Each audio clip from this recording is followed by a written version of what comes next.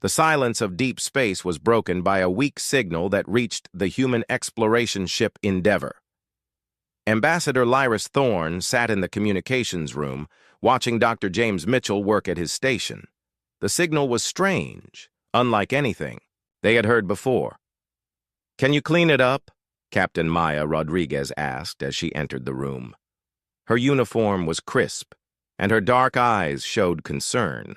Dr. Mitchell nodded and adjusted the controls. Static filled the room, then slowly cleared.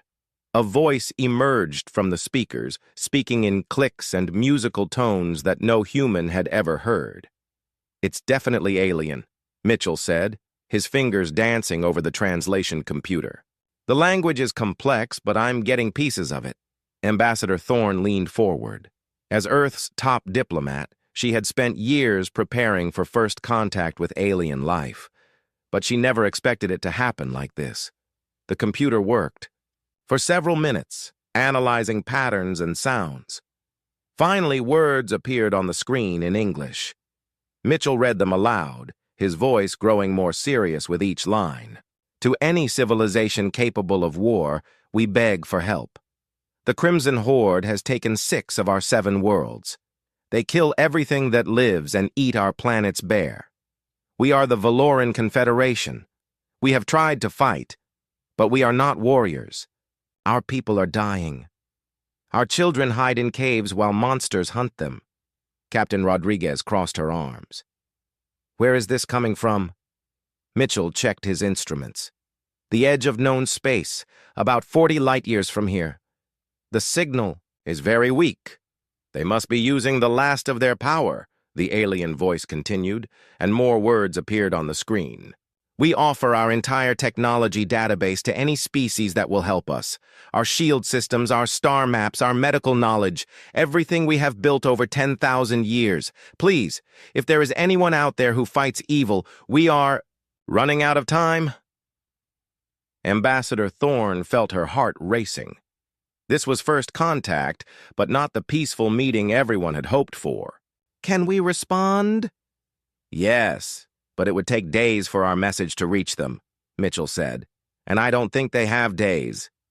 Captain Rodriguez looked at the star charts on the wall. The Endeavor was a science ship, designed for exploration and research. It carried only basic defensive weapons and a crew of 300. "We're not equipped to fight a war." "But Earth is," Thorne said quietly. "We need to send this to Earth Command immediately." The alien message played again, and this time Mitchell caught more details. "They're saying the attackers are called the Crimson Horde. They use living ships and weapons that eat through metal.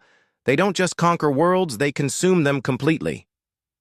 Rodriguez felt cold. "How many worlds have they taken?"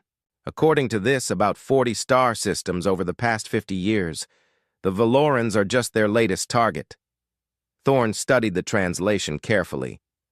"They mention that they've never encountered warriors before. It sounds like most alien species are peaceful.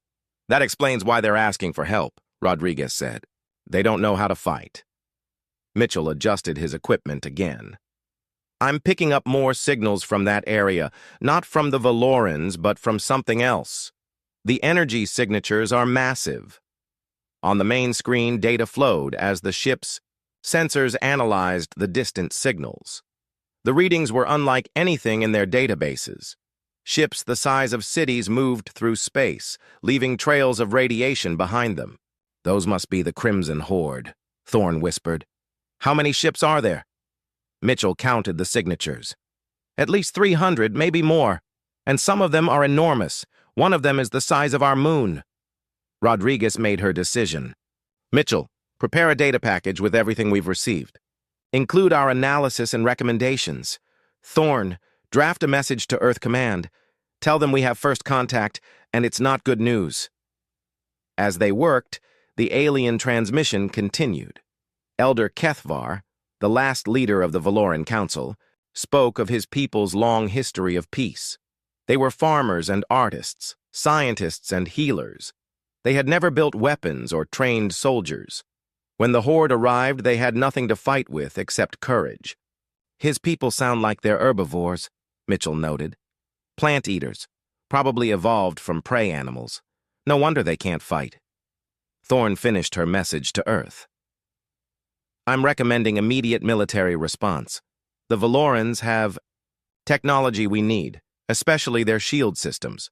But more importantly, if we don't stop the Horde now, they'll keep spreading. Do you think Earth will send ships? Rodriguez asked. They'll have to, Thorn replied. The Valorans mentioned something interesting. They have access to galactic databases. They know about other species, including us. And according to their data, humans are classified as Deathworlders. Mitchell looked up from his station. What does that mean? It means our planet is so dangerous that most aliens consider it impossible to live on. We evolved in conditions that would kill most other species. That makes us natural warriors. Rodriguez smiled grimly. So while other aliens were learning to grow food and make art, we were learning to survive against predators, diseases, and disasters.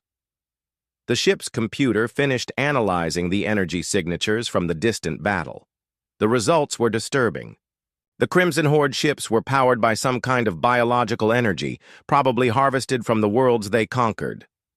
Captain, Mitchell said urgently, I'm detecting new movement in the Valoran system. The Horde fleet is positioning for final assault. Based on their formation, I estimate the Valorans have less than 72 hours. Thorn gripped her chair. How long for our message to reach Earth? 6 hours through the quantum communicator, Rodriguez replied. But Earth would need time to prepare a fleet. Even our fastest ships would take weeks to get there. The alien transmission grew weaker. Elder Kethvar's voice was filled with sadness as he spoke of his people's final hours. Children who would never see another sunrise. Artists whose last paintings would burn with their cities. Scientists whose discoveries would die with them. Wait, Mitchell said suddenly.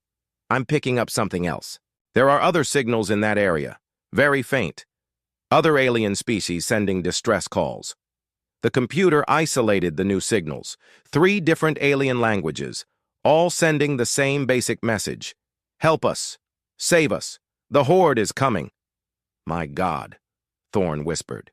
This isn't just about the Valorans. The Horde is attacking multiple systems simultaneously. Rodriguez stood up straight. How many civilizations are under attack? Mitchell worked frantically at his console. I count at least 12 different distress signals. Some are very faint, probably from species that are almost extinct. Others are stronger. The main screen showed a map of known space. Red dots appeared where distress signals originated. The pattern was clear and terrifying. The Crimson Horde was conducting a massive campaign of conquest, attacking multiple star systems at once. They're not just random raiders, Thorn realized. This is organized. They're trying to eliminate entire civilizations in a coordinated strike. Rodriguez made another decision. Mitchell, expand our sensor range. I want to know exactly what we're dealing with. Thorn, update your message to Earth. This is bigger than we thought. As they worked, Elder Kethvar's transmission grew even weaker, but his final words were clear and desperate. If there are any warriors out there, any species that knows how to fight, please remember us. We were good people who loved peace. We did not deserve this fate. But if you can stop the Horde, if you can save others from what happened to us, then perhaps our deaths will mean something. The transmission ended in static. The 3 humans sat in silence for a moment, processing what they had heard. Somewhere in the darkness of space, an entire civilization was about to die, and Earth might be the only species capable of stopping the monsters responsible. Message sent, Rodriguez announced. Earth Command should receive it in 6 hours. I just hope it's not too late, Thorn said quietly. On the sensor display, the massive Horde fleet continued its approach toward the Valoran homeworld. Time was running out for everyone. The emergency session at Earth Command began at exactly 0600 hours. General Elena Vasquez sat at the head of the long table, her weathered face grim as she reviewed the data from the Endeavor. Around her, the most powerful military leaders on Earth studied the alien distress calls. Admiral Victoria Cross, commander of the Human Defense Fleet, spoke first. "The energy signatures are unlike anything we've seen. These Crimson Horde ships are massive, and there are hundreds of them." Colonel Marcus Stone, leader of the elite Terran Strike Corps, leaned forward. "What about the aliens asking for help?" "The Valorans?" "Herbivores," General Vasquez replied. "Plant-eaters who evolved on a peaceful world. According to Ambassador Thorne's analysis, they have no concept of warfare. They're farmers and artists facing professional killers." Commander Alex Rivera, captain of the Dreadnought Retribution, studied the tactical data. "The Horde has taken 40 star systems in 50 years. That's almost one system per year. They're efficient." Admiral Cross pulled up a holographic display showing the galaxy. Red zones marked conquered systems, while blue dots showed distress signals. "It's not random conquest. They're following a pattern, clearing out entire sectors of space." "Why?" Colonel Stone asked. "What do they want?" Dr. Patricia Wong, Earth's leading xenobiologist, had been quietly reviewing the data. Now she spoke up. "Based on the energy readings, I believe they're harvesting organic matter. They're not just conquering these worlds, they're eating them." The room fell silent. General Vasquez set down her coffee cup. "Explain." "Their ships show biological signatures. Living metal organic power systems. I think they consume entire ecosystems to fuel their expansion. That's why they leave nothing alive." Commander Rivera whistled softly. "They're locusts. Space locusts. That eat planets." Admiral Cross stood up and walked to the holographic display. "The question is, can we stop them? Our fleet is designed to protect Earth and our colonies. We've never fought a war on this scale." "Actually," General Vasquez said with a slight smile, "we have an advantage. According to the Valoran databases, humans are classified as Deathworlders." Colonel Stone raised an eyebrow. "What does that mean?" "It means Earth is considered one of the most dangerous planets in the galaxy. Most alien species evolved on gentle worlds with stable climates and no major predators. We evolved in constant danger. Predators, diseases, natural disasters, wars. We're the product of 4 billion years of survival training." Dr. Wong nodded. "The Valorans mentioned that most galactic species are peaceful herbivores. They don't understand concepts like military strategy or combat tactics. To them, we're probably the scariest thing in the galaxy." Admiral Cross returned to her seat. "So we're naturally suited for war, but we're still outnumbered.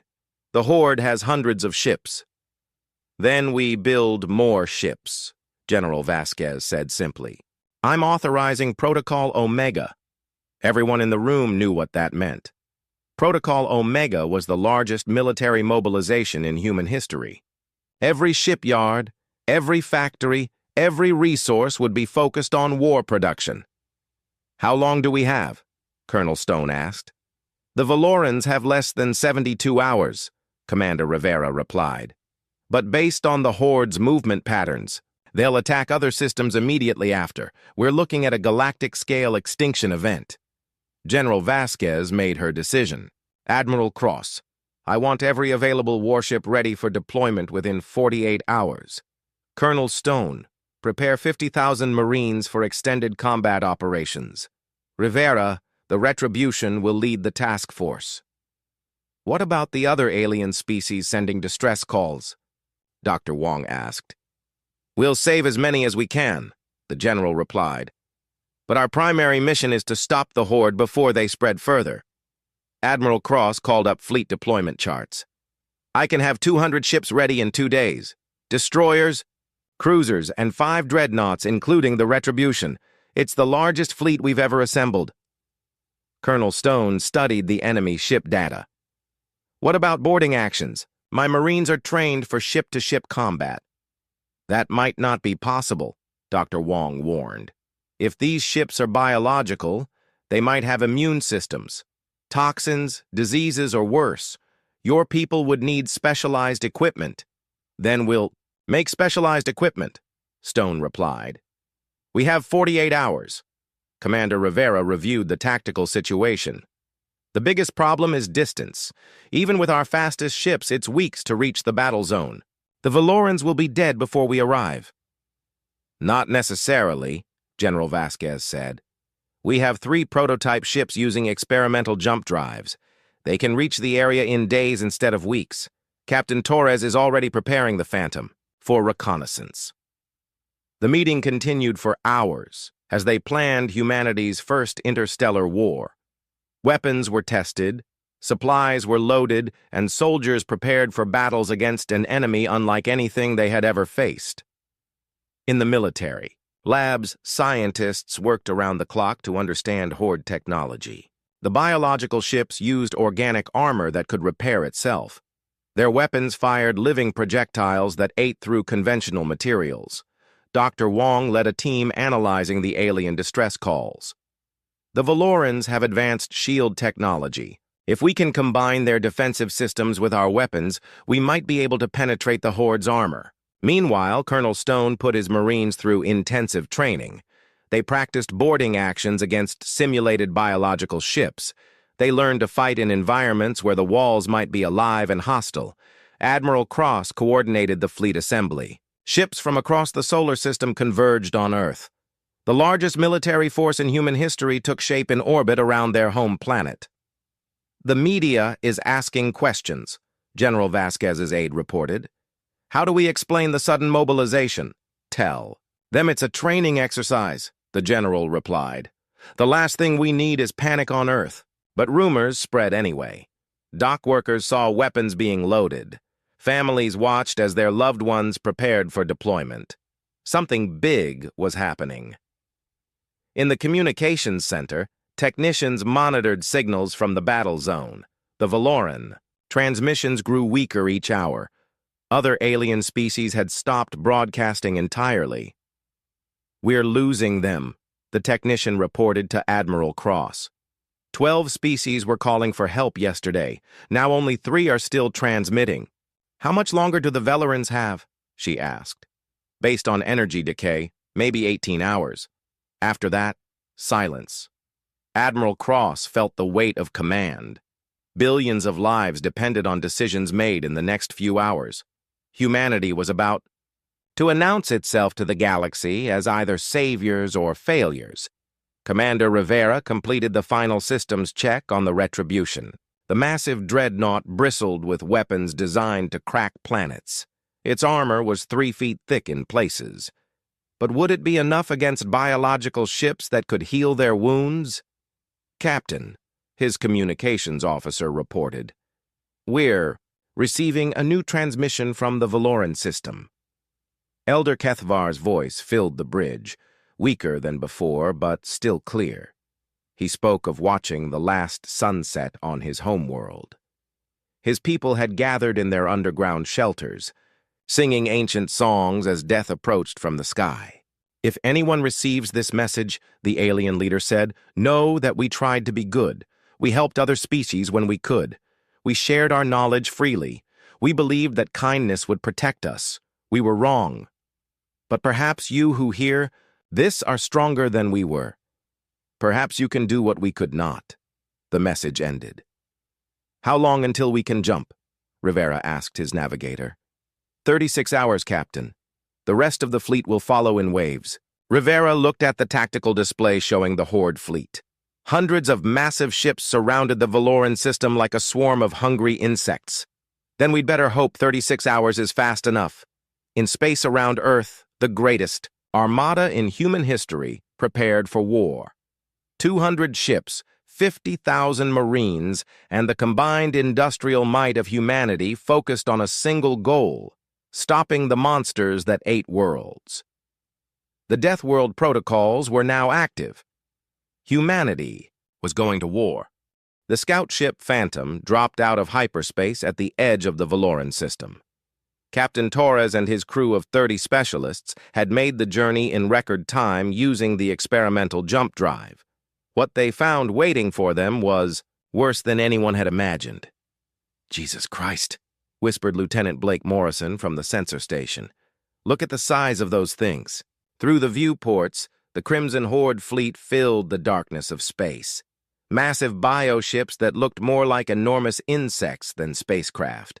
Their hulls pulsed with organic rhythms, and strange lights traveled along nerve-like conduits across their surfaces. "Are they alive?" asked Dr. Emma Walsh, the ship's xenobiologist. Captain Torres studied the readings. "The energy patterns suggest they are. Those ships aren't built, they're grown." The Phantom used its advanced stealth systems to move deeper into the system. As they approached the inner planets, the scale of destruction became clear. 2 worlds that had once supported billions of Valorans were now empty husks, their surfaces stripped bare of all organic matter. "There's nothing left," Dr. Walsh reported, her voice shaking. "No plants, no animals, no bacterial life. They didn't just kill these worlds, they sterilized them completely." Sergeant Morrison enhanced the tactical display. "I count over 400 Horde vessels. Most are destroyer class, but there are at least 50 that are larger than our biggest dreadnoughts." As they watched, smaller bioships detached from the main fleet and descended toward the Valoran homeworld. Energy weapons lanced down from orbit, turning cities to ash. The planet's once blue oceans were turning red with dissolved organic matter. They're not just conquering, Captain Torres realized. They're feeding. This is how they reproduce and expand their fleet. The communications array picked up weak signals from the planet's surface. Dr. Walsh worked to translate them while Morrison analyzed. "The tactical situation. I'm getting fragmented transmissions," Dr. Walsh reported. "Survivors hiding in underground bunkers. They're scattered across the southern continent." "How many?" Torres asked. "Maybe a few thousand, out of a population that numbered in the billions." Sergeant Morrison studied the Horde landing patterns. "Captain, I think I can get a small team to the surface. The stealth pods should be able to slip through their perimeter." Torres considered the risk. The Phantom was humanity's most advanced scout ship, equipped with technology that wouldn't exist for decades in normal development. If they were captured, Earth would lose a significant advantage. But the faint alien voices pleading for help made the decision for him. "Take 6 Marines," Torres ordered. "Find survivors and gather intelligence on Horde ground forces. We need to know what we're fighting." Morrison selected his team carefully. Combat veterans who had served in the Martian colonies and the asteroid mining conflicts. Men and women who understood that sometimes you had to risk everything to do what was right. The stealth pods launched from the Phantom's belly, invisible to Horde sensors as they descended through the planet's atmosphere. What they found on the surface was a vision of hell. The Valoran cities were gone, replaced by massive organic structures that pulsed with alien life. Horde warriors moved through the ruins, standing 7 feet tall on 4 legs like twisted spiders. Their bodies were covered in natural armor, and their faces held clusters of compound eyes. "They're beautiful," whispered Corporal Lisa Park, watching through her scope as Valoran refugees tried to hide. "The survivors, I mean. They look like deer that learned to walk upright and paint pictures." The Valorans were indeed graceful beings, with large eyes and delicate features that spoke of millions of years of peaceful evolution. Seeing them hunted by the armored monsters of the Horde made Morrison's blood burn with anger. "Target that patrol," he ordered his sniper. "We're going to announce humanity's arrival." The first Horde warrior exploded in a spray of yellow fluid. As the high-velocity round tore through its carapace, the others turned toward the hidden humans, mandibles clicking in alien rage. The firefight lasted only minutes. Human weapons, designed to penetrate military armor, cut through Horde biology. Like it was paper, Morrison's team moved with tactical precision, learned in dozens of conflicts across the solar system. When the smoke cleared, 8 Horde warriors lay dead in the street. The surviving Valorans emerged from hiding, staring in shock at their unlikely saviors. Elder Shantar, one of the few remaining Valoran leaders, approached the humans carefully. Through translation software, he spoke in musical tones that the computer converted to English. "You are the Deathworlders," he said with wonder. "We called for warriors, and the universe sent us predators." Morrison removed his helmet, showing his scarred face and hard eyes. "We're humans, from the planet Earth, and we're here to help." The Valoran's large eyes filled with something that might have been tears. "You came for us? But why? We are strangers to you." "Because it's the right thing to do," Morrison replied simply. As his team secured the area, Morrison learned more about the Horde's methods.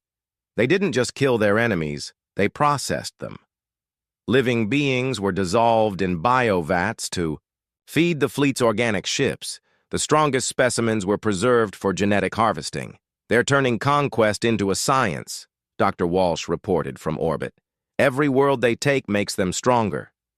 Elder Shantar shared data from the Valoran archives. The Horde had appeared 50 years ago at the edge of known space.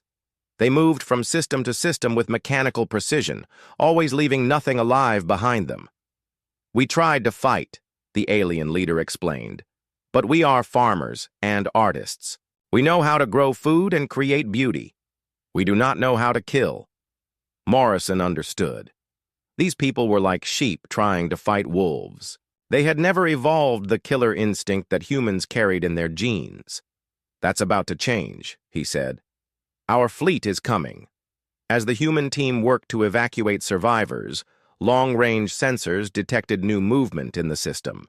The largest Horde bioship, something the size of a small moon, was positioning itself above the planet. "What is that thing?" Morrison asked. Dr. Walsh analyzed the energy readings from orbit. "It's some kind of superorganism. The power levels are off the charts." Elder Shantar looked at the approaching behemoth with terror. "The World Eater," he whispered. "We have heard stories from other species. It can crack planets and consume everything." Morrison felt ice in his veins.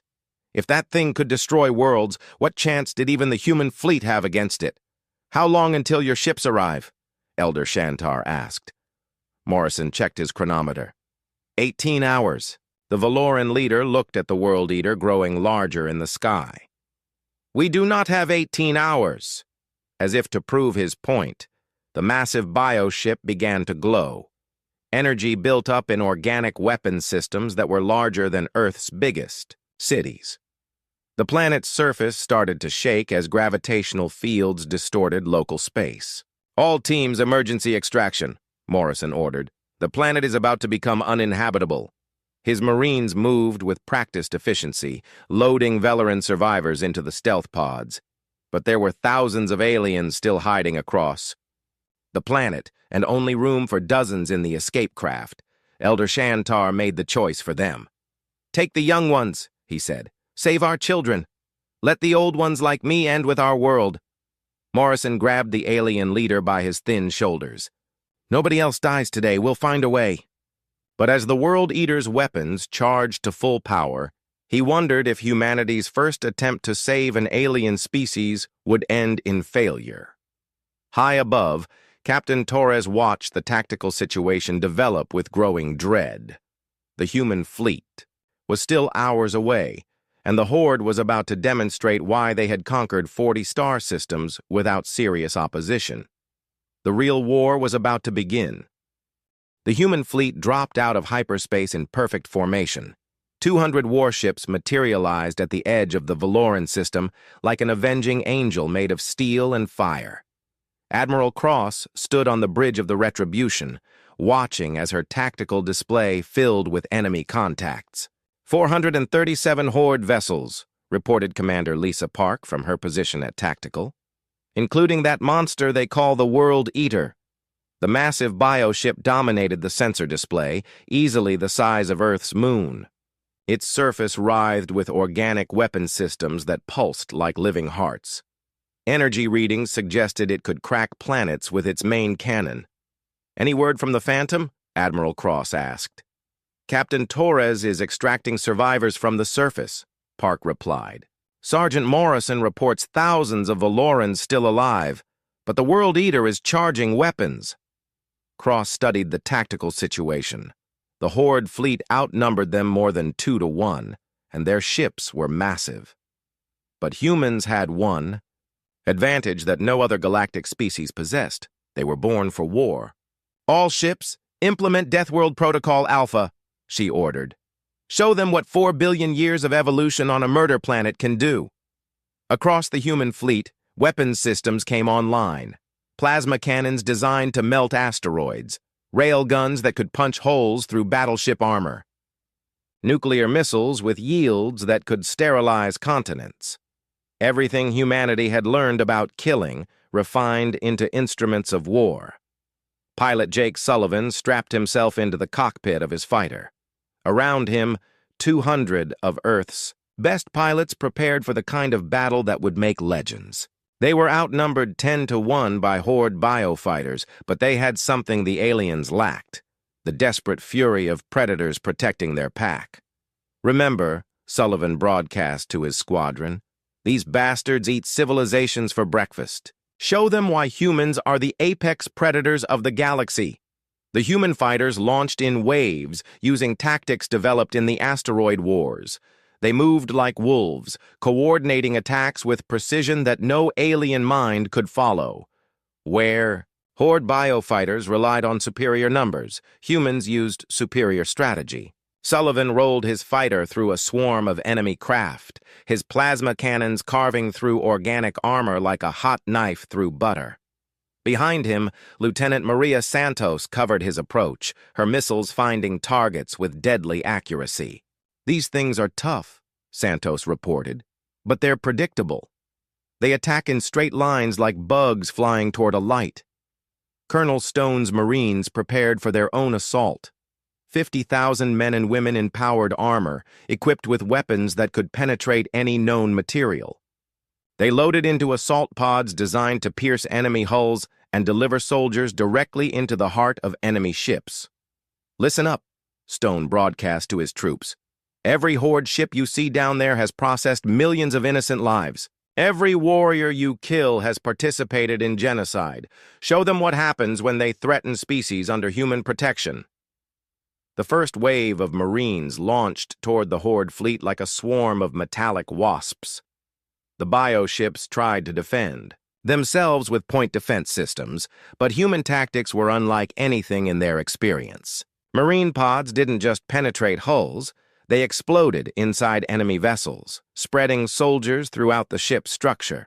Squad leaders used heavy weapons to carve through bulkheads while their teams cleared compartments with the efficiency of killing machines. Sergeant Rodriguez led his squad through the corridors of a Horde destroyer, his plasma rifle turning alien warriors into steam. The bioship's organic walls pulsed around them, trying to heal the damage, but human weapons were designed to prevent regeneration. "It's like fighting inside a living stomach," one of his Marines reported. "The walls are trying to digest our armor." "Then we'll give it indigestion," Rodriguez replied, tossing an incendiary grenade into the ship's neural center. Meanwhile, Admiral Cross coordinated the fleet battle with the calm precision of a chess master. Human destroyers used their superior speed to outmaneuver massive Horde bioships, striking at weak points identified by the Phantom's reconnaissance. "Target their nerve clusters," she ordered. "Cut the brain, kill the ship." The Retribution led the charge, its massive guns carving through enemy formations like a battle axe through wheat. Each shot was calculated to maximize damage while conserving ammunition for the long battle ahead. Commander Park analyzed enemy movement patterns. "Admiral, they're not adapting to our tactics. They keep using the same formations despite taking massive losses." "They're a hive mind," Cross realized. "They've never faced opposition, so they never learned to improvise. Use that against them." Human captains began to exploit this weakness, feinting attacks to draw Horde ships out of position, then striking at exposed flanks. What should have been an overwhelming numerical advantage became a liability as alien ships got in each other's way. On the planet's surface, Sergeant Morrison's team fought a running battle against Horde ground forces. The aliens were individually stronger than humans, but they lacked tactical flexibility. They attacked in predictable waves, perfect targets for human marksmen. "Morrison to fleet," he broadcast while taking cover behind rubble. "The World Eater is still charging weapons. Whatever you're going to do it fast." Admiral Cross looked at the tactical display. The massive bioship was indeed building energy for what looked like a planet-killing shot, but human ships were too far away to reach it in time. "All fighters, emergency assault on the World Eater," she ordered. "Stop that thing from firing." Pilot Sullivan led the desperate attack, knowing it was likely a suicide mission. The World Eater's point defense systems were massive organic cannons that spat living projectiles the size of buildings. "It's like flying into the mouth of a dragon," Lieutenant Santos reported as bioplasma bolts exploded around her fighter. But humans had faced dragons before, in mythology and in the predators of their homeworld. They knew that even the largest monster had weak points if you were brave enough to find them. Sullivan identified the World Eater's primary weapon system, a massive organic cannon that was clearly charging for the killing blow. "All squadrons, follow me. We're going down its throat." The human fighters dove toward the weapon system in a coordinated attack pattern that would have been impossible for any other species. They flew through defensive fire that would have vaporized mountains, their pilots drawing on reflexes honed by evolution on a world where everything tried to kill them. Sullivan's torpedo penetrated deep into the World Eater's weapon system before exploding. The massive bioship shuddered as internal explosions cascaded through its nervous system. But it wasn't enough. The planet killer was badly damaged, but still functional. And now every Horde ship in the system was converging on the human fleet with murderous intent. Colonel Stone made a desperate decision. "All Marines, prepare for mass boarding action. We're taking that monster from the inside. Thousands of assault." Pods launched toward the World Eater, carrying humanity's finest warriors into the belly of the beast. They knew the odds were against them, but they also knew that sometimes the only way to kill a dragon was to cut out its heart from within. As the pods penetrated the bioship's hull, Stone led his Marines into corridors that pulsed with alien life. The World Eater was more than just a weapon. It was a living ecosystem dedicated to destruction. "Find the brain," he ordered his troops. "Everything that lives has a brain." Deep inside the massive bioship, surrounded by aliens that could smell. Their fear? 50,000 human Marines began the hunt for the monster's weak point. They were outnumbered, outgunned, and fighting on enemy territory. But they were also the products of the deadliest world in the galaxy, and they had come to stop a genocide. The real battle was just beginning. Colonel Stone and his Marines fought their way through the living corridors of the World Eater. The bioship's immune system attacked them with acid sprays and poisonous gases, but human environmental suits had been tested in the volcanic vents and toxic storms of Earth. The alien defenses that would have killed any other species barely slowed them down. "The neural center should be here," Dr. Walsh's voice crackled through the comm system from the Phantom. "Follow the thickest nerve bundles. They'll lead you to the brain." Stone's team moved deeper into the massive creature, fighting through swarms of organic defenders that looked like a nightmare crossed between spiders and sharks. Each step forward cost them ammunition and men, but they pressed on with the grim determination that had carried humanity through ice ages and asteroid impacts. Meanwhile, Admiral Cross watched the space battle with growing concern. The human fleet was winning, but at a terrible cost. 40 ships had been destroyed, and the World Eater was still functional despite the Marine assault. "Admiral," Commander Park reported, "long-range sensors are detecting another Horde fleet approaching, twice the size of this one." Cross felt cold dread in her stomach. If they couldn't stop this attack force, how could they hope to face an even larger one? How long until they arrive? 6 hours, maybe less. That was when Captain Torres made contact from the planet's surface. "Admiral, Elder Kethvar has something important to share. The Valorans have been holding back critical information." The alien leader's voice filled the bridge, translated by the ship's computers. "We did not tell you everything about our technology. We have weapons, but we swore never to use them again. What kind of weapons? Cross demanded. Shield generators that can be reversed. Instead of protecting, they can destroy. We built them during our last war, 10,000 years ago. When we saw what they could do, we vowed never to use them again. Admiral Cross understood immediately. You're talking about planet crackers. Yes, but we cannot use them. Our people would rather die than become killers again. Then give them to us, Cross said without hesitation. Humans have no problem being killers when innocent lives are at stake. The transfer of Valoran technology took precious time that they didn't have, but Dr. Mitchell worked frantically to integrate alien shield generators with human weapon systems. The combination created something unprecedented. Defensive technology turned into an offensive weapon of incredible power. Deep inside the World Eater, Colonel Stone finally reached the neural center. It was a vast chamber filled with pulsing brain tissue the size of buildings. Organic computers processed the destruction of entire civilizations with the efficiency of a factory assembly line. Plant the charges, Stone ordered his remaining Marines. Maximum yield.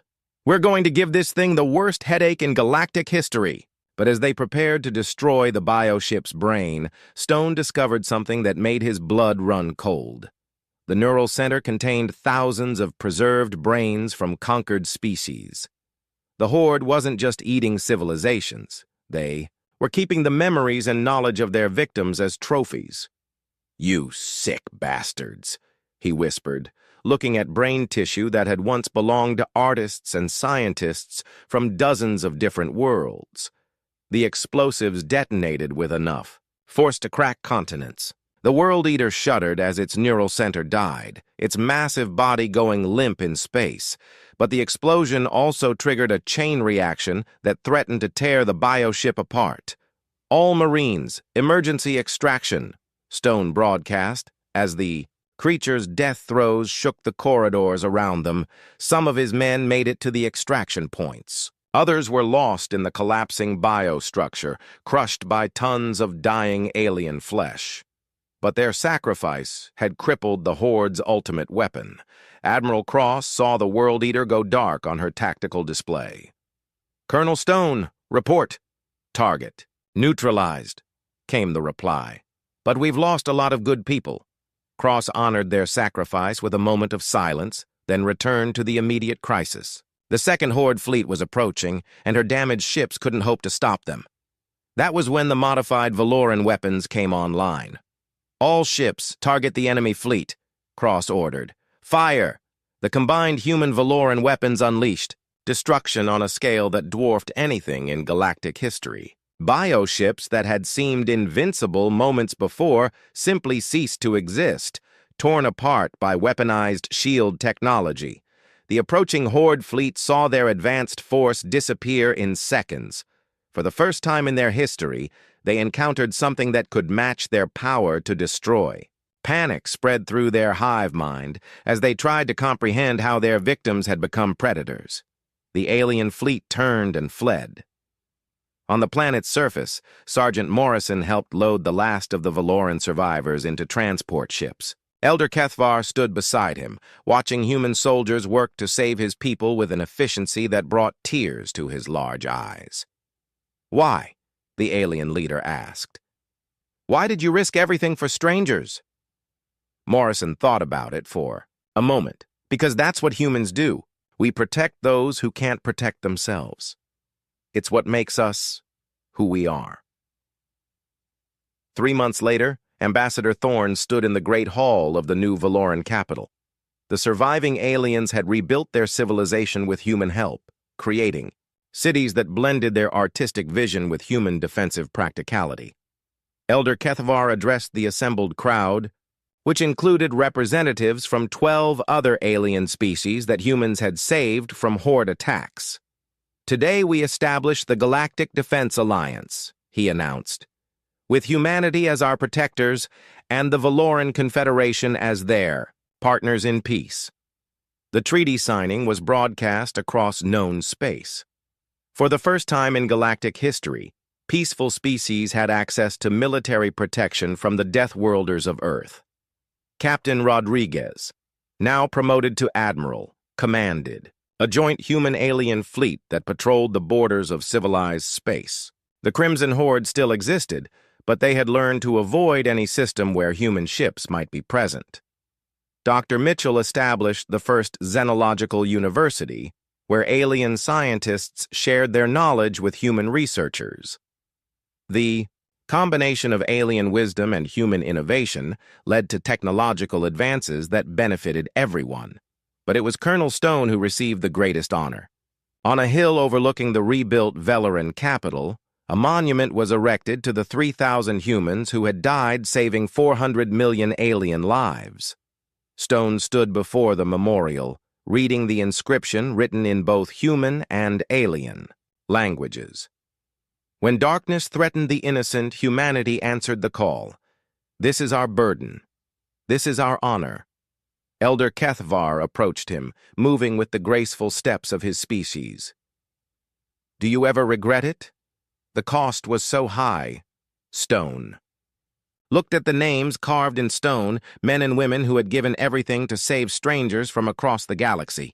No, he said quietly. This is who we are. When someone calls for help, humans answer. It's what separates us from the monsters. In space above them, human patrol ships maintained their eternal watch. The galaxy was a safer place because Earth's children had learned that with great power came great responsibility. The Deathworlders had become the galaxy's guardians. Years later, when new species encountered humanity for the first time, they would hear the stories. How the peaceful civilizations of the galaxy had called for help, and the warriors from the murder planet had answered. How humans had looked at the vast darkness of space and decided that no innocent species would face extinction alone. The Crimson Horde still lurked at the edges of known space, but they no longer advanced with confidence. They had learned that the galaxy contained something worse than they were. Humans protecting those they loved. And in the archives of 100 different species, the message was recorded for future generations. When civilizations cry out in desperation, when all hope seems lost, remember that somewhere in the darkness, the Deathworlders are listening and they will come. The transmission came through the darkness of space, like a dying star's last light. Admiral Thane Morrison stood on the bridge of the UES Retribution, watching the holographic image flicker and stabilize. The being before him had blue skin that glowed faintly, but that glow was fading. Her name was Kes Ra, and she was dying. People of Earth, she whispered, her voice carrying across the void. We are the Velkans. We once healed the wounds of 1,000 worlds. We taught the galaxy the art of crystal growth, showed others how to cure diseases that had plagued them for centuries. We asked for nothing in return but peace. Morrison leaned forward, his scarred hands gripping the railing. Behind him, his crew watched in silence. They had seen many distress calls over the years, but this one was different. This one carried the weight of an entire species facing extinction. 3 years ago, the Korath hegemony came to our worlds, Kes Ra continued. They said they needed our crystal technology for peaceful purposes. We believed them. We welcomed them as guests. Her glowing eyes dimmed further. They lied. The hologram shifted, showing images that made several crew members turn away. Crystal cities floating in, space, but broken and lifeless. Bodies that had been turned to dust, leaving only crystalline bones behind. Children's toys made of living crystal, now cold and dead. They have weapons that turn our flesh to crystal, then harvest our bones for their war machines, Kes Ra said. 90% of my people are gone. The survivors hide in caves and abandoned stations, waiting for death to find them. Dr. Elena Vasquez, the ship's xenobiologist, stepped beside Morrison. She had studied the Velkans for years, fascinated by their ability to grow living crystal structures. Admiral, she whispered. The Velkans are one of the most peaceful species in the galaxy. They've never hurt anyone. The transmission continued. Our final city, Aetherspire, still floats above our homeworld. Maybe 50,000 of us remain, protected by shields powered by our city's heart crystal. But the shields are failing. The Korath surround us like hungry predators. Morrison had fought in the Proxima Wars, where humans had battled against an aggressive alien species that wanted to claim Earth's colonies. He knew what it meant to face extinction.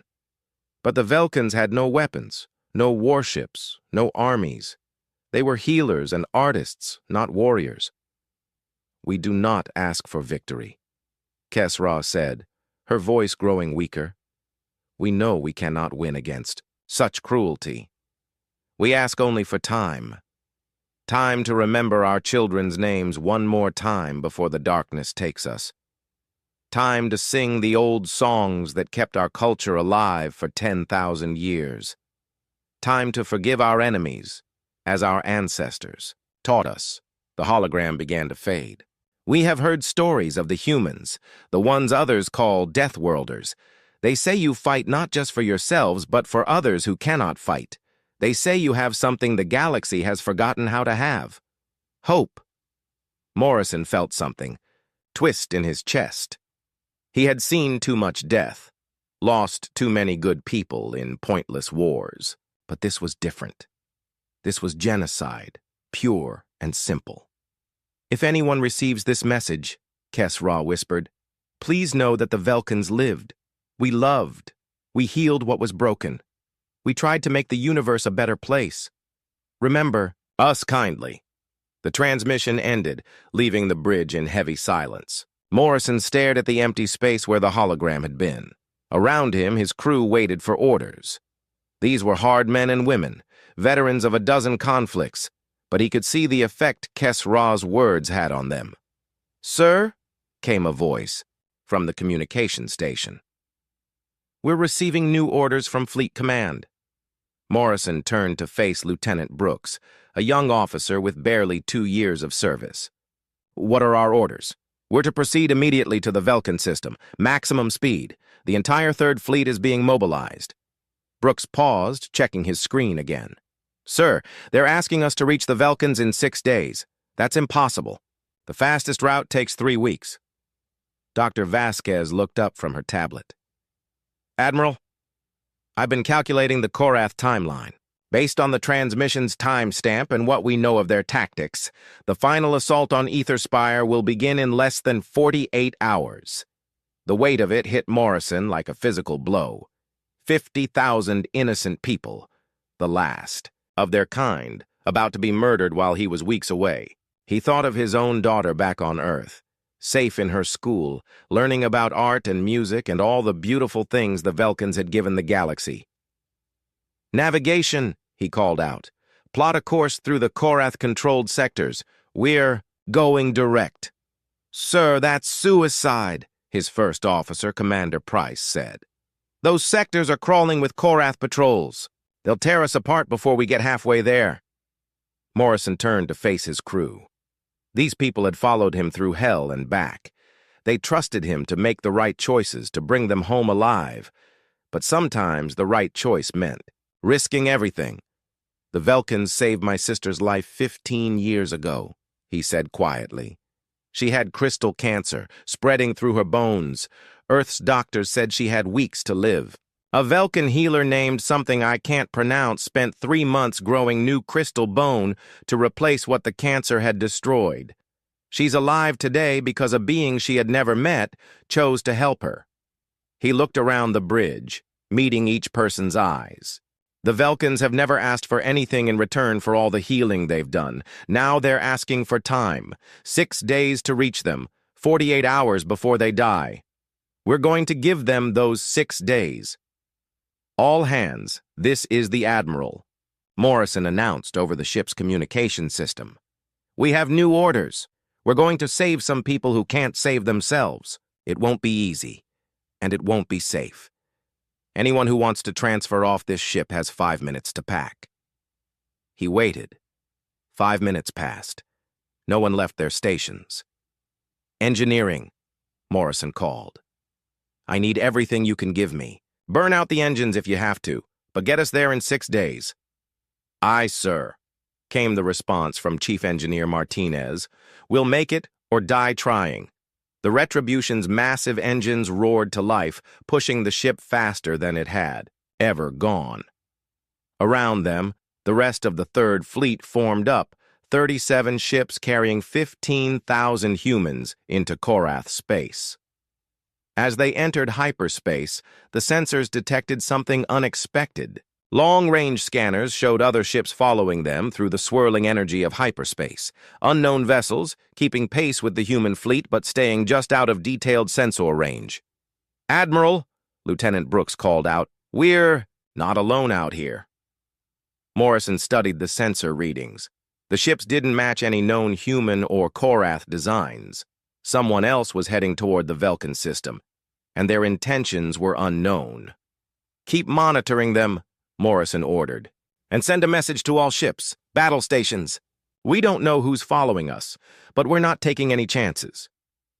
Dr. Vasquez looked up from her calculations. "Admiral, if my numbers are right, we'll arrive at the Vulcan system with maybe 18 hours before the final assault begins." Morrison nodded grimly.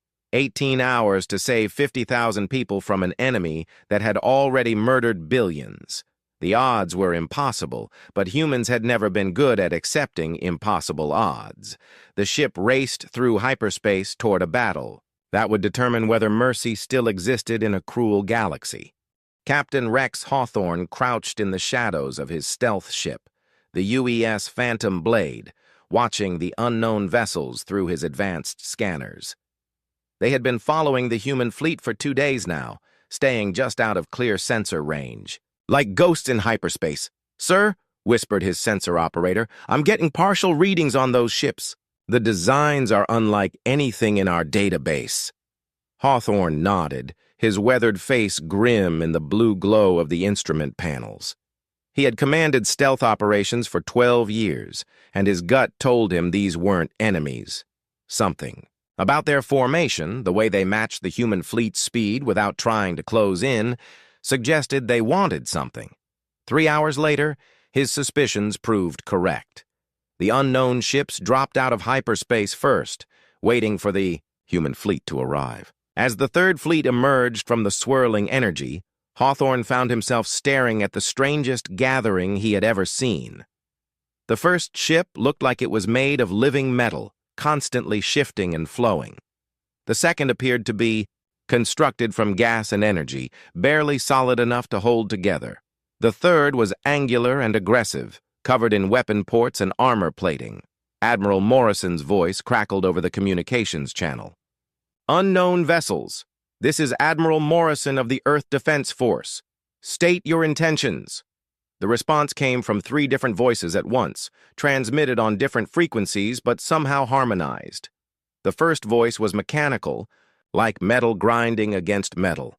The second was soft and echoing, like wind through empty spaces. The third was harsh and military. "We are the Hythek Collective," said the mechanical voice. "We are the Nebula Dancers of the Void," whispered the echoing voice. "We are the Drakmori Republic," growled the military voice. "We have come to join the Deathworlders," all 3 voices said together.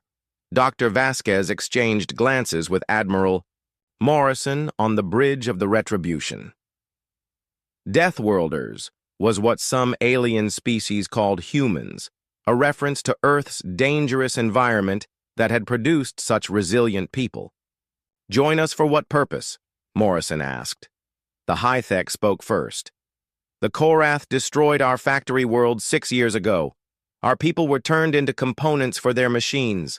Our children's minds were harvested to power their computers." The Nebula Dancer's voice was filled with sadness.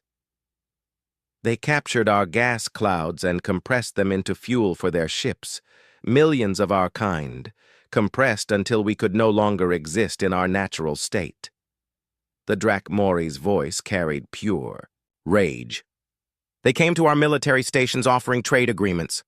When we lowered our shields to welcome them, They slaughtered our warriors and took our weapons designs. Morrison felt a chill run down his spine. The Korath weren't just attacking the Velkans. They were systematically destroying entire civilizations, harvesting them like crops.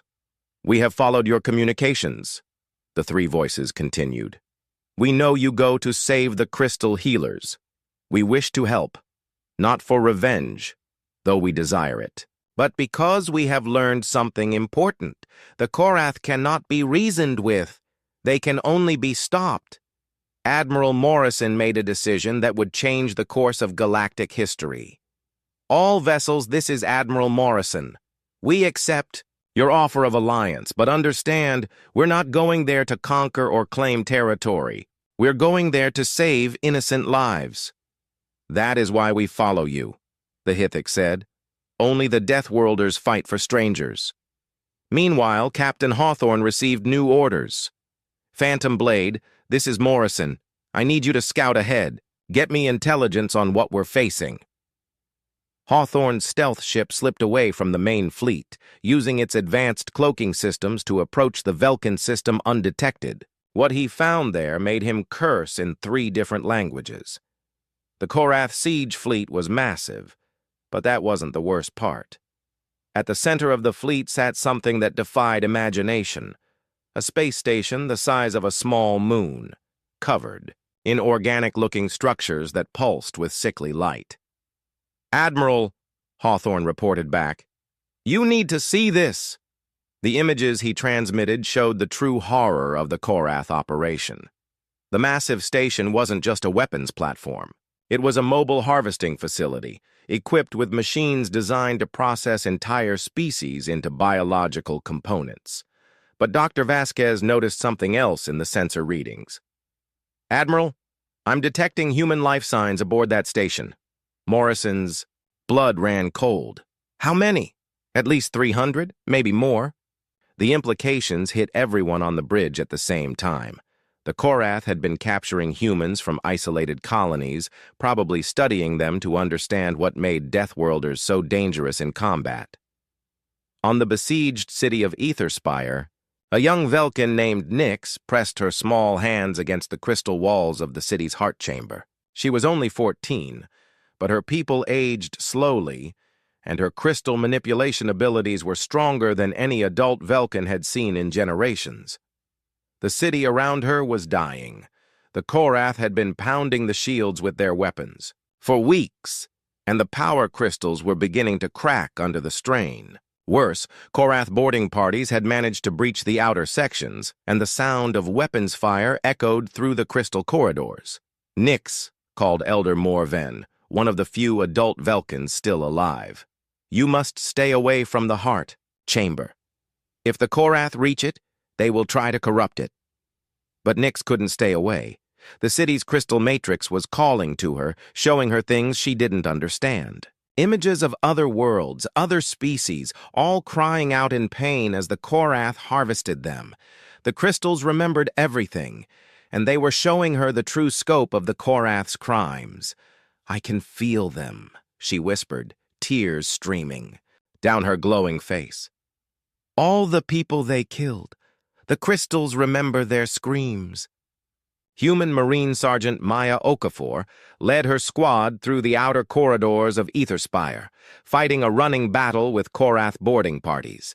The enemy soldiers were insectoid creatures wearing powered armor that looked suspiciously similar to human designs.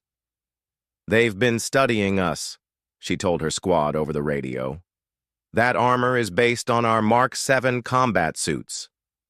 The revelation was disturbing.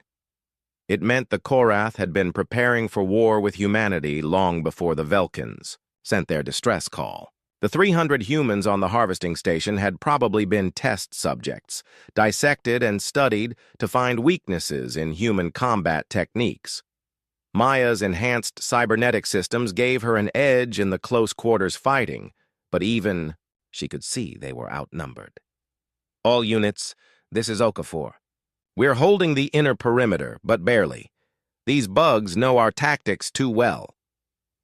Back on the Retribution, Dr. Vasquez made another disturbing discovery, while analyzing the intelligence from Hawthorne's reconnaissance. Admiral, the Korath, aren't just harvesting random species. There's a pattern to their attacks. Morrison joined her at the science station. What kind of pattern? They're targeting species with specific biological traits. The Velkans for their crystal manipulation, the High-Tech for their mechanical integration, the Nebula Dancers for their energy absorption abilities. It's like they're collecting components for something bigger. The puzzle pieces were falling into place, and the picture they formed was terrifying. The Korath weren't just genocidal monsters. They were systematically harvesting the galaxy's most useful traits, building an army of enhanced soldiers using the best abilities of every species they destroyed. "Sir," Lieutenant Brooks called from the communications station. "We're receiving a transmission from the harvesting station. It's on a human emergency frequency." The voice that came through was weak but determined.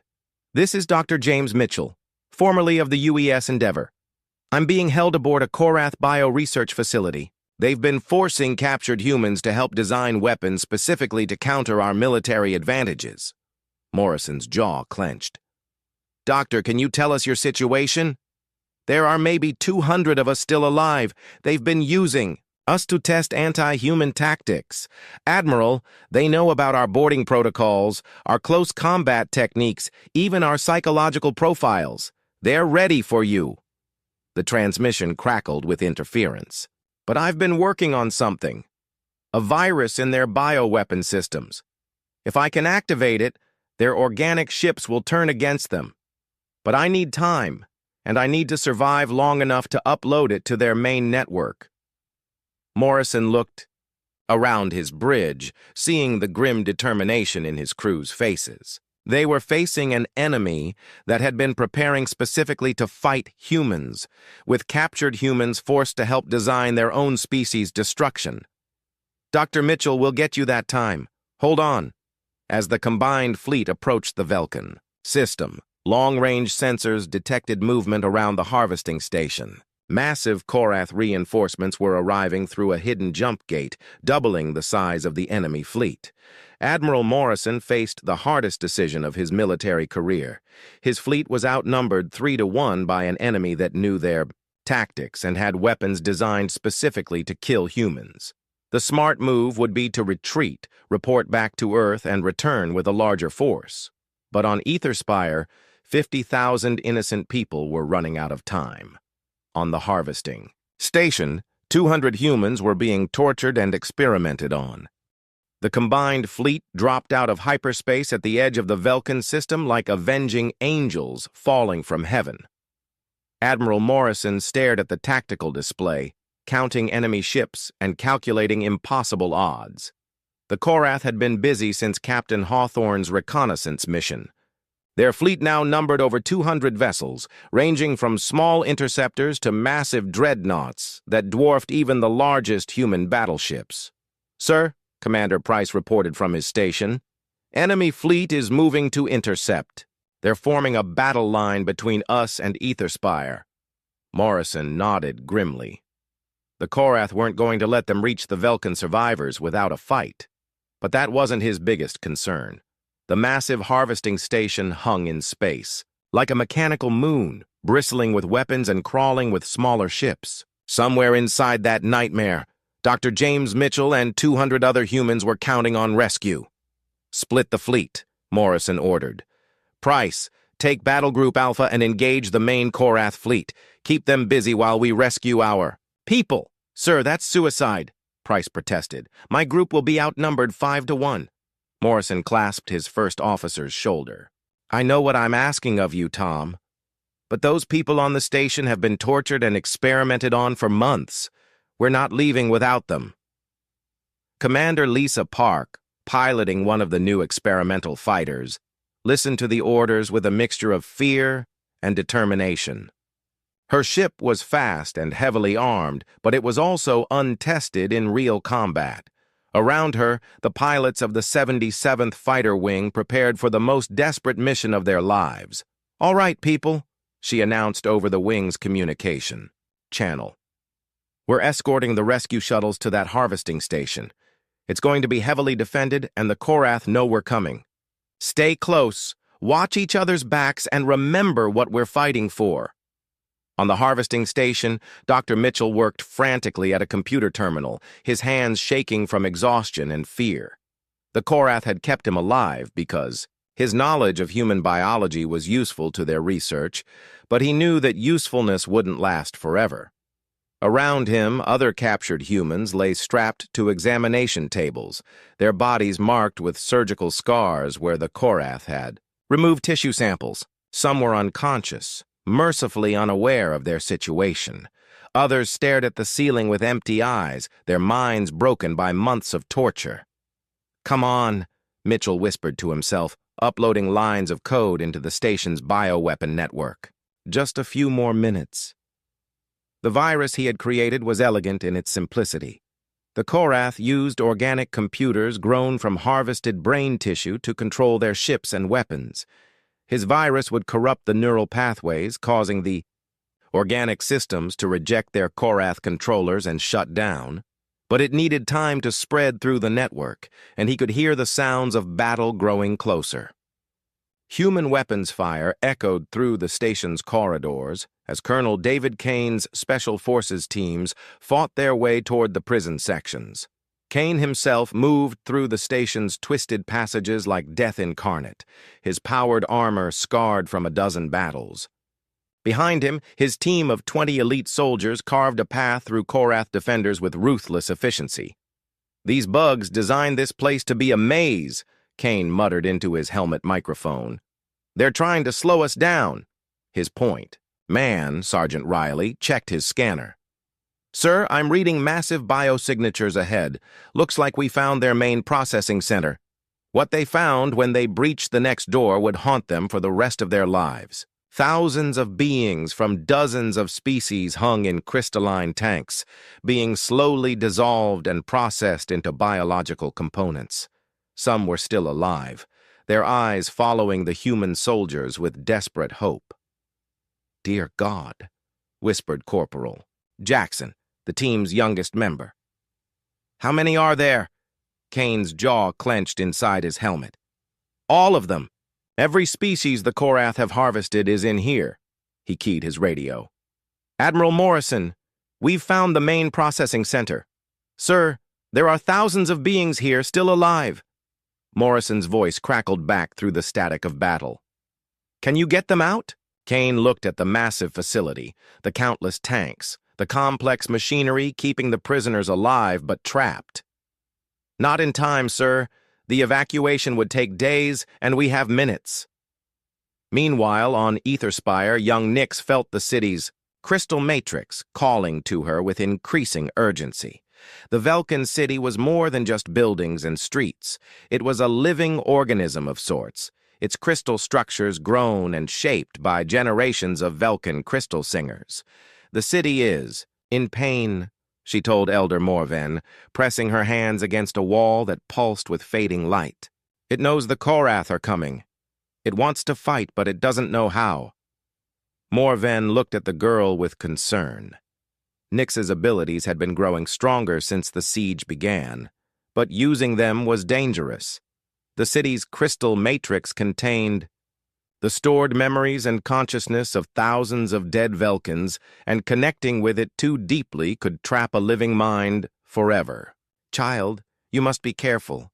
The matrix calls to you, but it is not meant for the living." Nix ignored the warning, placing both hands flat against the crystal wall. Immediately, she was flooded with sensations and memories that weren't her own. She saw Etherspire as it had been in its glory days, full of crystal singers who grew beautiful structures with their songs. She felt the love and joy of generations of Velkins who had called the city home, but she also felt their deaths. The Korath weapons had turned living Velkins into crystal statues, but their consciousness had somehow remained, absorbed into the city's matrix. They were all there, waiting, watching, hoping for justice. "We want to help," whispered the voices of the dead in her mind.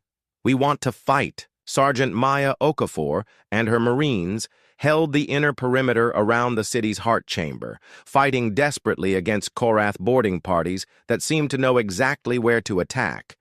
The enemy soldiers moved with precision, using tactics. That looked suspiciously familiar. "They're using our own playbook against us," she radioed to her team. "Every move we make, they counter it perfectly." Her enhanced cybernetic systems gave her an edge in reaction time, but even that advantage was being nullified by enemies who seemed to know her capabilities better than she did herself. The battle in space raged on multiple fronts. Commander Price's battle group fought valiantly against overwhelming odds, their ships taking terrible damage but refusing to retreat. The alien allies proved their worth, with high-tech vessels using their mechanical integration to repair battle damage in real time, while Nebula Dancer ships phased through Korath formations to strike at vulnerable targets. The Drakmori fought. With savage efficiency, their angular warships bristling with weapons as they engaged the enemy at close range. But even their combined efforts weren't enough to break through the Korath lines. Commander Park's fighter wing darted between the massive capital ships, escorting shuttles toward the harvesting station while engaging enemy interceptors. Her experimental fighter performed better than expected, but she could see they were running out of time. "Colonel Kane, this is Park," she radioed to the Special Forces team. "We can't hold this corridor much longer. How much more time do you need?" Kane's response was grim. "We found Dr. Mitchell and the other prisoners, but there are thousands of beings here from other species. We can't leave them." Dr. Mitchell looked up from his computer terminal, sweat beading on his forehead. "The virus is almost ready to upload. Just give me 2 more minutes." But 2 minutes might as well have been 2 hours. Korath reinforcements were pouring into the station, and Kane's team was running low on ammunition. Outside, Park's fighters were being overwhelmed by superior numbers. On Etherspire, Nix made a decision that would change everything. Ignoring Elder Morven's protests, she pressed herself completely against the crystal wall, allowing her consciousness to merge with the city's matrix. The experience was overwhelming. Thousands of Velkan minds touched hers, sharing their memories, their love for their people, and their desperate desire to protect what remained of their species. But they also shared something else: their power. Nix felt herself changing, becoming something more than just a living Velkan. The crystal matrix was accepting her, making her part of itself. She could feel every crystal in the city, could sense the flow of energy through the structure, could hear the harmony that had once filled the halls with beautiful music. "I understand now," she whispered, though no one could hear her. "The city isn't just built from crystal, it is crystal, and I can make it sing again." What happened next had never been seen before in galactic history. Etherspire, the floating crystal city, began to change. Its structures shifted and reformed, growing into new configurations. Weapons platforms emerged from what had once been gardens and living spaces. The entire city transformed itself into something unprecedented, a living fortress controlled by the combined will of all the Velkans who had ever lived there. Maya Okafor and her Marines watched in amazement as the corridor walls around them grew new defensive positions, providing perfect cover from enemy fire. Crystal spears erupted from the floor, impaling Korath soldiers who had been advancing on their positions. Admiral Morrison watched Dr. Mitchell's virus spread through the Korath bio-network like fire through dry grass.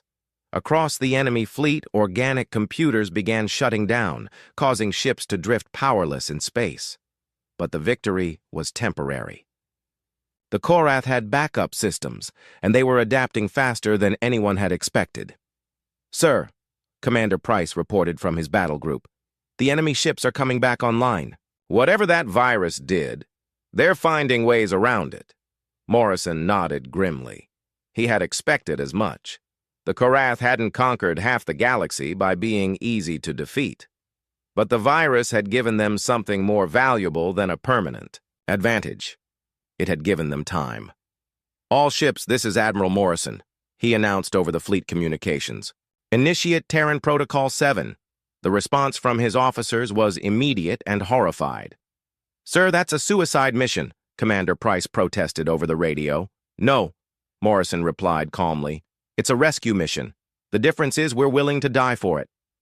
Terran Protocol 7 was the most desperate tactic in the human military handbook. Ships would intentionally take critical damage to get close enough to enemy vessels for boarding actions. It had been used only twice in human history, and both times the crews had been slaughtered, but both times they had also achieved their objectives. Commander Park listened to the orders with a mixture of pride and terror. Around her, the fighter pilots of the 77th Wing began checking their weapons and saying quiet goodbyes to each other. They all knew what Protocol 7 meant. Listen up, people, Park announced to her wing.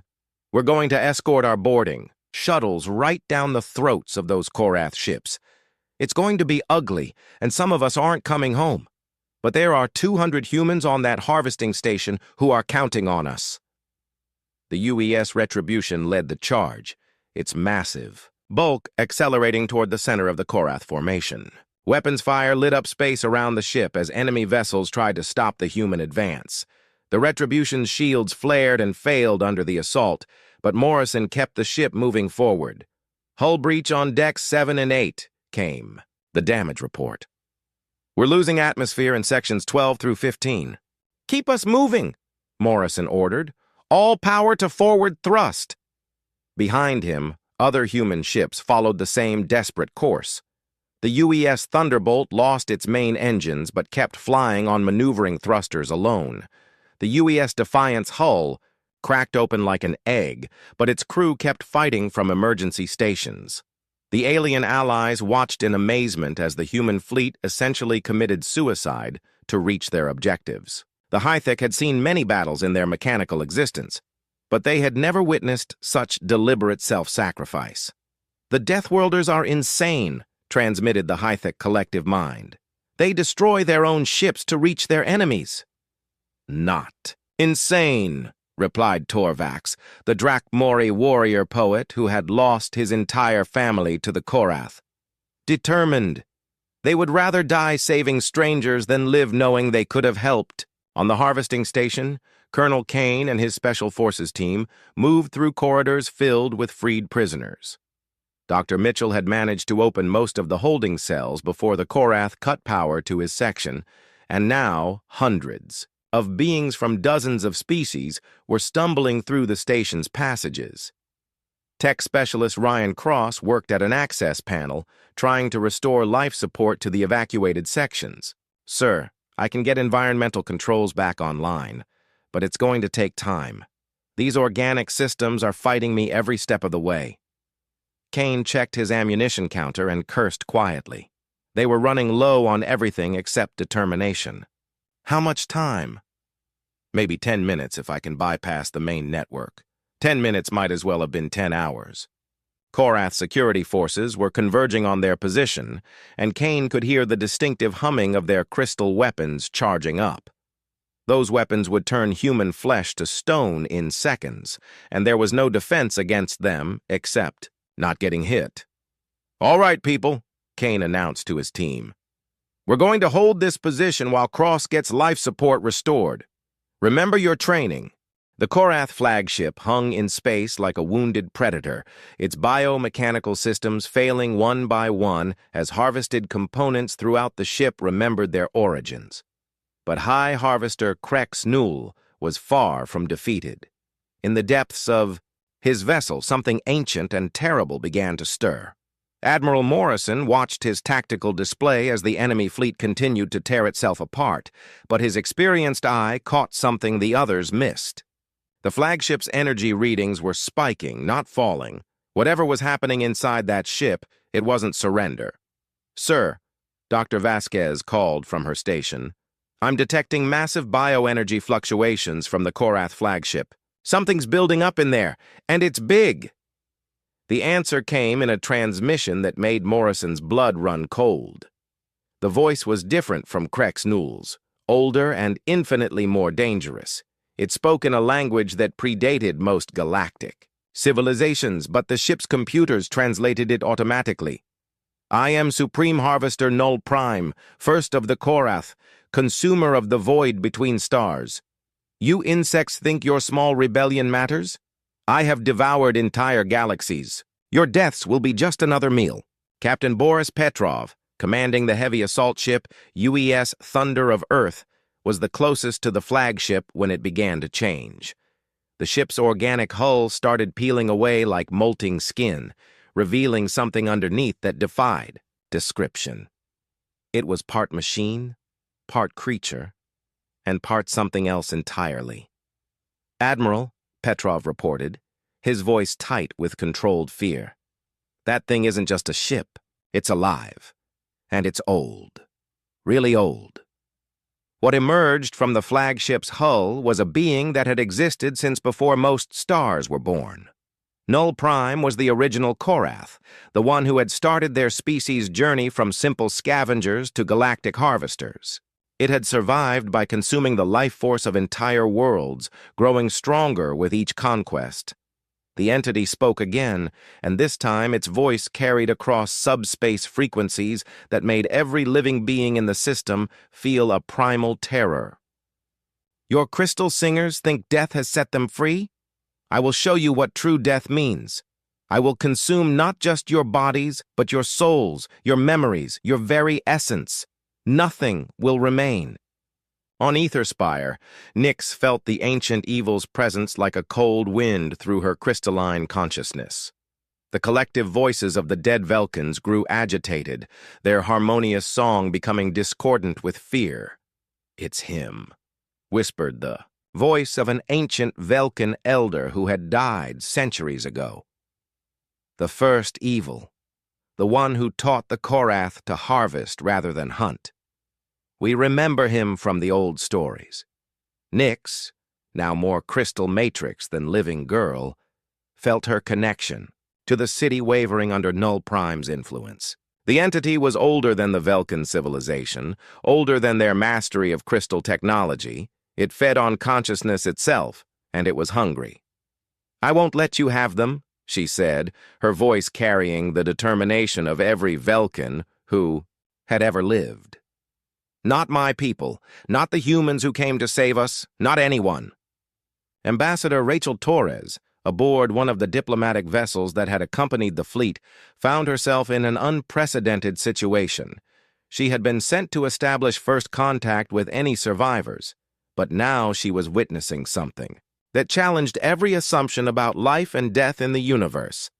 "Admiral Morrison," she transmitted to the flagship, "I'm reading massive quantum fluctuations around that entity. It's not just feeding on biological matter, it's consuming space-time itself." Dr. Mitchell, finally evacuated from the harvesting station with the other human prisoners, provided crucial intelligence from his months of captivity. "The Korath call it the first hunger," he explained over the radio. "According to their records, it's been consuming civilizations since before the galaxy formed its current spiral structure.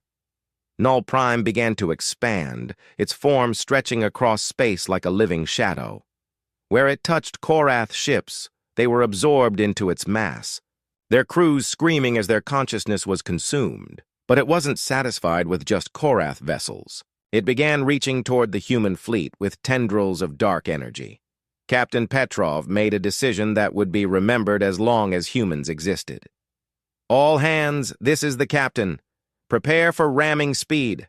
We're going to put this ship right down that monster's throat." "Boris, no!" Morrison's voice crackled over the radio. "The Thunder of Earth is our heaviest hitter. We need you alive!" Petrov's response was calm and determined. "Admiral, my ship is already critically damaged from the battle. We're leaking atmosphere, the engines are failing, and half my crew is dead. But we can still hurt that thing." The UES Thunder of Earth, its hull cracked and burning, accelerated toward Null Prime with everything its dying engines could provide. Petrov's crew, those still alive, worked frantically to overload the ship's reactor core. "For Earth," Petrov announced, over the fleet communications. "For the Velkans." For everyone this monster has murdered. The collision was spectacular. The thunder of Earth struck Null Prime at full speed, its overloaded reactor detonating in a blast that lit up the entire star system. The explosion tore a hole in the entity's form, causing it to writhe in pain and fury. But Null Prime was far from defeated. If anything, the attack seemed to enrage it further. The entity began to expand more rapidly, reaching out with dozens of tendrils toward every ship in the system. It's trying to consume everything at once, Dr. Vasquez reported. At this rate, it'll absorb the entire fleet within minutes. That was when Nyx made her final choice. The young Velkin girl, now transformed into something that existed simultaneously, as living consciousness and crystalline matrix, began to sing. But this wasn't the harmonious song of her people. This was something new, something that had never existed before. It was the song of unity. The crystal structures throughout Etherspire began to resonate, but the frequency spread beyond the city. It reached the human ships, where trace amounts of crystalline technology began to hum in harmony. It touched the high-tech vessels, where their mechanical consciousness started to synchronize with the rhythm. It found the nebula dancers, whose gaseous forms began to pulse in time with the beat. Most importantly, it reached every piece of harvested material in the Korath fleet, awakening the consciousness of every being they had ever murdered. Null Prime suddenly found itself surrounded not by helpless victims, but by the angry ghosts of 1,000 worlds. Every species it had consumed over the eons was speaking at once, their voices united in a single demand: justice. Impossible, the entity roared. I consumed you! You are mine! No, replied the collective voice of the dead, speaking through Nyx and the Crystal Matrix. We chose to be consumed so we could reach you, so we could be inside your defenses when the time came to fight back. The battle that followed existed on multiple planes of reality.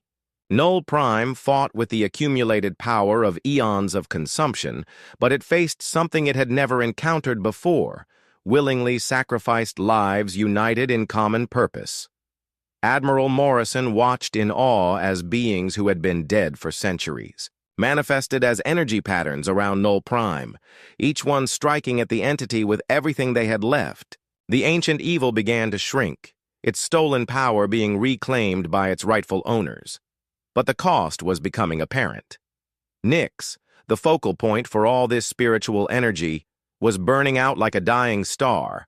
Her crystalline form began to crack, light bleeding through the fissures as her consciousness stretched beyond its limits. She's dying, Dr. Vasquez reported, tears streaming down her face. The energy flow is too much for her to handle. Elder Morven, one of the few adult Velkins still alive on Etherspire, pressed his hands against the crystal walls of the city's heart chamber. Nyx, child, you must release the connection. You've done enough. But Nyx's response came not in words, but in images projected directly into the minds of everyone in the system. They saw her as she truly was now, not just a 14-year-old girl, but the living embodiment of every Velkin who had ever existed.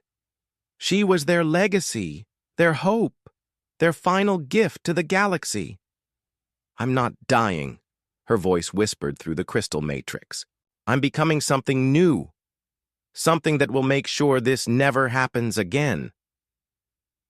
The final confrontation came when Null Prime, desperate and weakened, made one last attempt to consume the human fleet. But as its tendrils reached toward the ships, they encountered something unexpected. The crews were singing.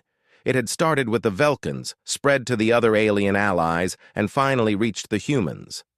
Thousands of voices raised in harmony, creating a barrier of pure consciousness that the entity couldn't penetrate. Null Prime, weakened by the rebellion of its consumed victims and unable to feed on the protected fleet, began to collapse in on itself, The ancient evil that had terrorized the galaxy for eons was finally facing its own mortality. "This isn't possible!" it screamed as its form began to dissolve. "I am eternal! I am inevitable!" "Nothing is eternal," Nyx replied, her voice now echoing from every crystal in the system. "Nothing is inevitable. There is always choice, always hope, always someone willing to stand up to evil." The entity's final scream of rage and despair echoed across subspace before it finally collapsed into nothingness, taking with it the parasitic influence that had driven the Korath to become galactic predators.